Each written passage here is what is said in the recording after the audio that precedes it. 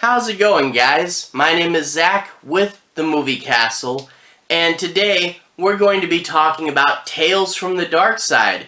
This is Season 4, Episode 7, and this one's entitled The Yattering and Jack. This is from November 8th, 1987, and is directed by David Odell and stars Phil Fordacaro, and is, of course, based on the classic short story by Clive Barker. Clive Barker also did the teleplay for this episode, so really cool to see him adapting his own story into TV. The reason why I'm covering this, I've covered a lot of Tales from the Darkside episodes before, but it's Christmas now, it's December, so I thought I'd cover the show's two Christmas episodes. I previously talked about Seasons of Belief, and I talked about how that episode was a classic example of Tales from the Darkside doing a lot with a little. There's a whole bunch of cool stuff in that one, but this is kind of the opposite. This is a much more special effects heavy episode, and you do get, some elements of creature design and some classic poltergeist styled activity here. Really cool and over the top.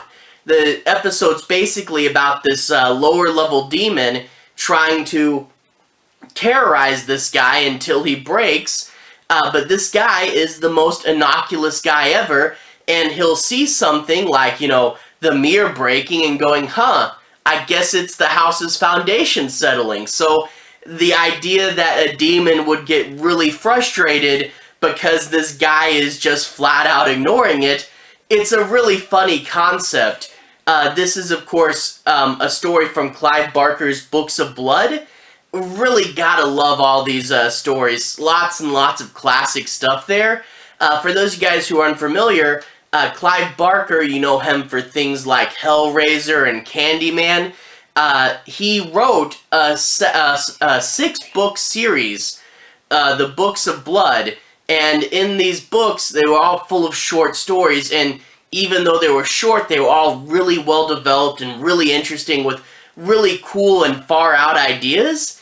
And these stories were really great, and it's cool to see one adapted. They get adapted every now and then. I think Midnight Meat Train was one of them, Dread was one of them. So every now and then you get to see one of these adapted. I really wish we got a TV show that was just a proper, in-order adaptation of all the Books of Blood. I think Hulu actually tried something recently, but I think they tried a movie, which was really weird. This is such a perfect TV show idea, and they went with a movie. But whatever, it's still cool to see one of these adapted, even if this is more of a cheesy 80s TV version of it. It is really fun, it is a little on the cheesy side, but I definitely do gotta like this concept, and I really do like that we are seeing more Clive Barker stuff. I really wish this show did more Clive Barker, but I think this is his only episode, which is kind of sad. But let's go ahead and talk a bit about that plot in more detail. I'm not going to be doing any major spoilers, but I do want to say my piece on a few of the plot points and make sure you guys have a basic understanding as to what this episode's about. We open up with a house being destroyed. Very classic poltergeist style. Things are falling over, breaking, flying through the air. He has a fish tank, and the water mysteriously starts to boil. And he walks into his house. This guy, Jack Polo, walks into his house and sees it's all destroyed, and he's dismissive of everything. He sees the fish tank water started to boil, and he's like, it must be a problem with the heater. It must be a bad thermometer. He sees the mirror break, and he goes, it's probably the house's foundation settling.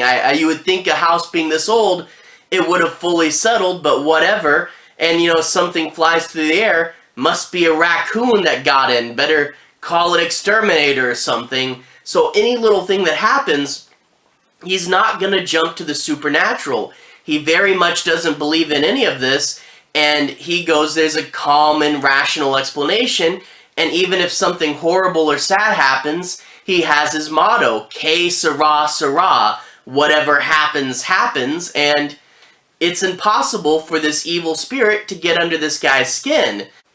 But after a little bit, we do get to see the spirit that's haunting this place, at first in the broken mirror, and it's the Yattering, a low-level demon. This time around, he's played by a little person, and they've given him horns, they've given him a collar, they've given him fur pants that are supposed to look like animal legs, I believe, but, you know, you don't really get a good glimpse of them. But you see him at first in little flashes, but then later in a more prolonged sequence where he talks to his master and begs to be moved to something else. You see, he's gotten really frustrated because Jack is not giving him any leeway. You know, he's not making any progress at all, and why is hell so bent on getting this one guy?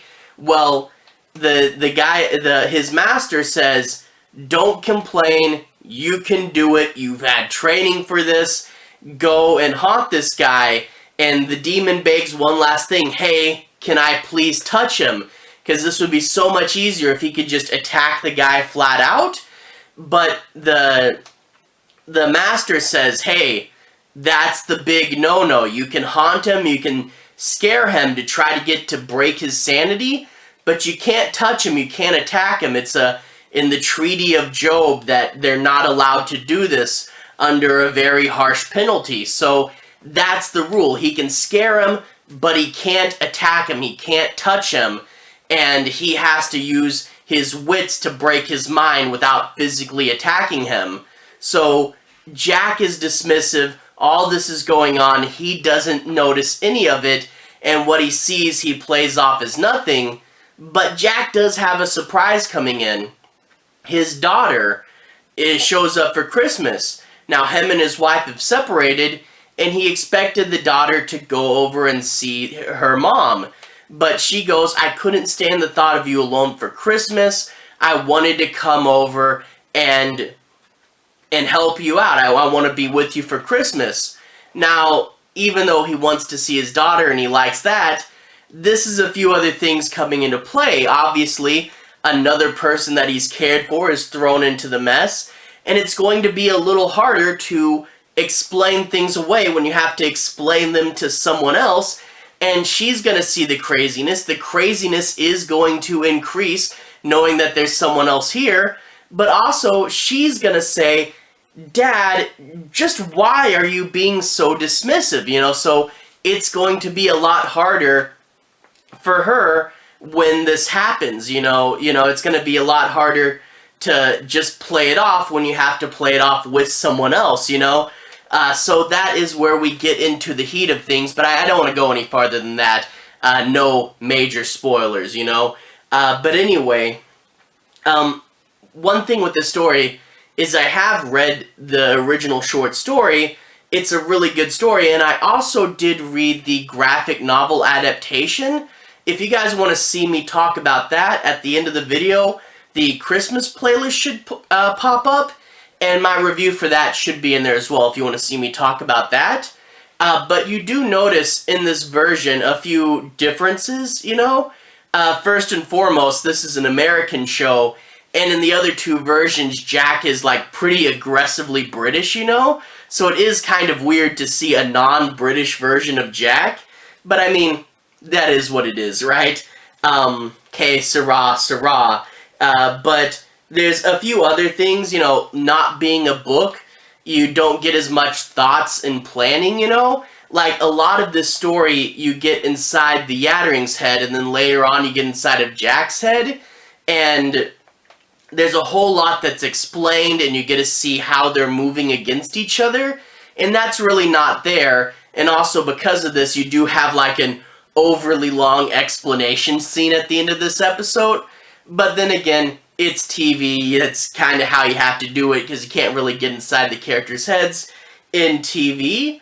Another pretty big difference is in this version of the show, he only has one daughter. In the other two versions, the original story and the graphic novel, he would have two daughters that show up, but this is a whole case of, you know, we only got 22 minutes or so, we don't really need to throw in extra characters, we can do pretty much the same bit with one daughter. In the book, you do get more character development, you get to see the two perspectives on the father, but, you know, when you do a shorter version, a TV version, I understand why you just merge them into one character there.